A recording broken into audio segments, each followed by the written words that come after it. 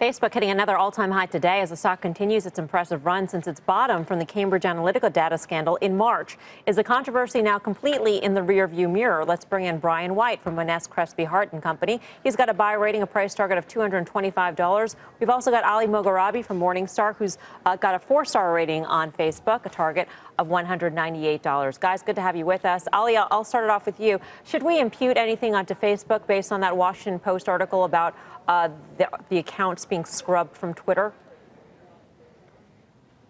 No, not really. I mean, let's just focus on Twitter first. Those types of accounts were probably not necessarily to be monetized that effectively anyways. So the resources applied for advertising on the Twitter side, again, we're not focused on those types of accounts. And we think the same thing might be happening with Facebook.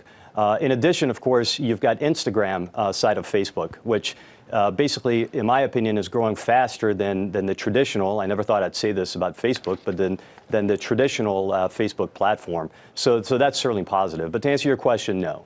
All right. Brian, where do you stand on, I mean, you initiated back in April, right? And you've got a $225 price target. So where does the stock go from here? What's the next catalyst from here? And how should you, or how would you alleviate concerns on the part of investors who think that there's another shoe to drop, that they can't possibly know the extent of apps having access to data? Well, I definitely think March was ground zero on this data privacy issue. And so we said there's going to be a lot of aftershocks afterwards, but the big surprise is out of the way.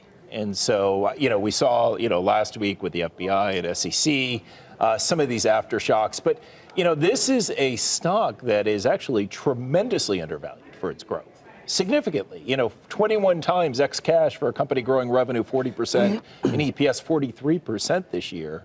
I think it has a lot of upside from here. So we remain very bullish on this story. Can they keep up that rate of growth? Because the history of companies that grow at that speed is that the law of big numbers ultimately takes over. So, maybe you won't grow that fast every year in the next few years, but I still think this company can grow 30%. Wow. I think you're going to see that type of growth. And so when you look at these new, the WIM platform, WhatsApp, Instagram, Messenger, there's significant growth coming from these new avenues for Facebook. And I also look at artificial intelligence, AR and VR. So, this story is really coming together as an enormous tech platform, not just Facebook itself. Ali, in terms of valuation, why don't you recognize that perhaps Facebook is being discounted considering the growth that it has in store? Yeah, that's one thing that I probably disagree with your other guest, is that I think growth, we're going to see a lot of deceleration in that growth.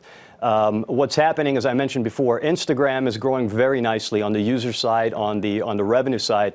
However, I think that's more than offset by the slowdown that we're going to see in the traditional Facebook platform when it comes to ad revenues. So, and then keep in mind that margins are probably going to come under pressure. Of course, basically over 45% operating margin is certainly something to be proud of and represents a very solid company. But we're thinking that's probably going to go down a little bit, given the fact that they're going to be investing in data security, data privacy, and on top of that, also acquiring more premium or valuable content for their Facebook Watch and or for their Instagram stories. So those things, in my opinion, yes, exactly. So those things, in my opinion, put pressure on margins a little bit.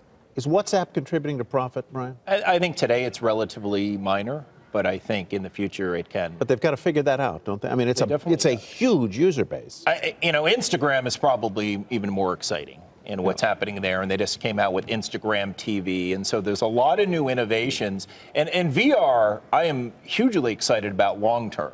And they came out with Avatar 2.0 at F8. Not a lot of people talked about it, but having your avatar interact with other avatars around the world, your friends.